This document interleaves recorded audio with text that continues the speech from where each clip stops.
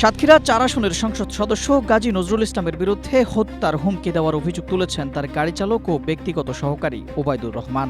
শনিবার রাজধানীর Bangladesh crime reporters association মিলনায়তনে সংবাদ সম্মেলন করে নিজের ও পরিবারের নিরাপত্তা দাবি করেন তিনি। এ সময় তিনি বলেন, গাজী নজরুল ইসলামের প্রত্যক্ষ ও পরোক্ষ মদদে তাকে হত্যার উদ্দেশ্যে হামলা করা হয়। পরে হয়রানির উদ্দেশ্যে তার বিরুদ্ধে মামলা দেওয়া হয়েছে বলেও অভিযোগ করেন তিনি। পাশাপাশি তিনি এই ঘটনার সুষ্ঠু তদন্ত দাবি করেন।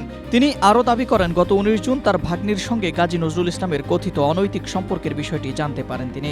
পরদিন এমপির হোস্টেলে গিয়ে একথা বললে গাজী নজরুল ইসলাম বিষয়টি স্বীকার করেন এবং ওই সময় তাকে অর্থ দেওয়ার পাশাপাশি ব্যক্তিগত সহকারী ও গাড়ি চালক হিসেবে কাজের প্রস্তাব দেওয়া হয়। তিনি বলেন, আমার বিরুদ্ধে মিথ্যা মামলা করা, জড়িতদের বিরুদ্ধে আইনগত ব্যবস্থা নেওয়া হোক।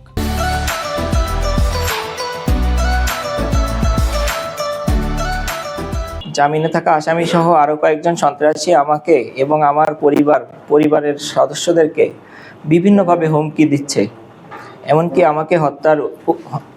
আমাকে হত্যার হুমকিও দিয়েছে। এরই মধ্যে ২/৮/২০২৬ তারিখে আমার বিরুদ্ধে নারী অপহরণ, নারী পাচার ও মুক্তিপণ আদায় মর্মে একটি মিথ্যা মামলা দায়ের করেছে। মামলাটি বর্তমানে পিবিআই তদন্ত করছে। প্রাণনাশের হুমকির অভিযোগে গত ২০ আগস্ট পল্লবী থানায় একটি সাধারণ ডায়েরি করেছেন বলেও জানান ওবায়দুর রহমান।